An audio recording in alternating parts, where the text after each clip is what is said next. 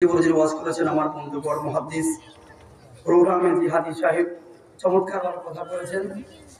আমার ভালো লেগেছে। মানে মাঝে একটা কথা বলছে এগুলো আমার আরো ভালো লাগছে। কেউ দেখতে পারে কারণ ওনার ব্যক্তিত্ব ভুলুক না, কিন্তু মাহফিলটাতে আমি জান্নাতের বাগানে বসে আছি।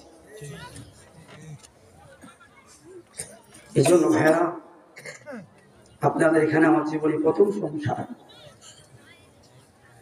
সকলে মিলে একটু সহযোগিতা করলে একটা সুন্দর মাহফিল হবে।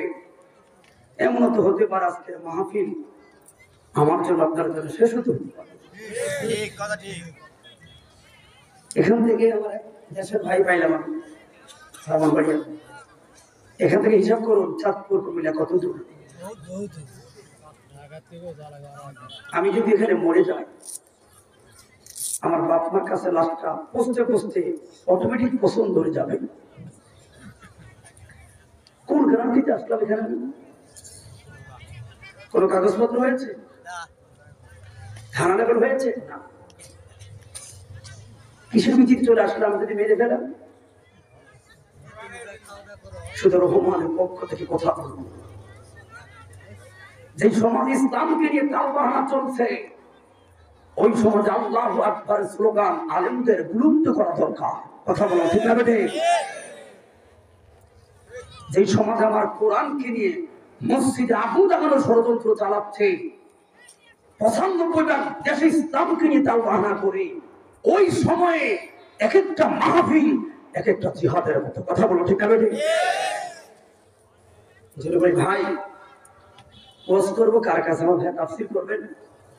ধর্মের প্রতি তো মায়াই আমাদের নাই, ঠিক নেই? কেন জানেন? আপনার বাবা মুসলমান, আপনি হলে মুসলমান। আপনার দাদা মুসলমান, আপনার বাপ হলে মুসলমান। আমরা হলাম বংশসূত্রের মুসলমান। ত্যাগ তিতিক্ষা সাহাবায়ে কেরামদের মতো ত্যাগ কষ্ট করে মুসলমানিত্বটা আনতে পারতাম। কিবা এই মুহূর্তে যদি আমার বাড়িটা নওগাঁ জেলার জগন্নাথপুর বদলগাছি না হয়ে আমি মুসলিমের বাড়িটা যদি ফিলিস্তিনের গাজার আশেপাশে হতো কিংবা লেবানন হতো, তখন আমি বুঝতে পারতাম এই ফ্যান্ডেলটার কত দাম। আমি বুঝতে পারতাম যে কোরআনটা ঘরে পড়ে আছে, ময়লা ধরে আছে, ওই কোরআনটা এক একটা পাতার কত দাম। কথা বলা ঠিক না বেঠে? যেন ভাই শুনে আমি হাবড়ে গেলাম।